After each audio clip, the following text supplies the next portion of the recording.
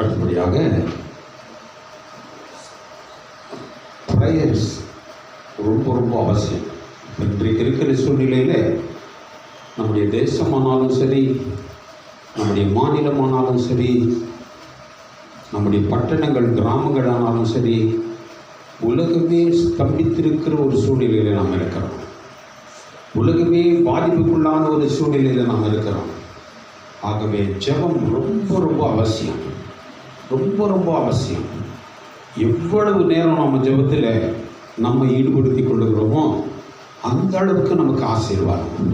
இப்படிப்பட்ட கூடுகையில் கூட முக்கியமான ஒரு சில ஜெப குறிப்புகளை ஐயா ரெவரண்ட் என்ஆர் டேவிட் ஐயா நடத்துவார். ஒரு 20 நிமிஷம் ஐயா, 20 நிமிஷம் நீங்கள் கொஞ்சம் நடத்தி கொடுக்குமாறு கேட்டுக்கொள்கிறேன்.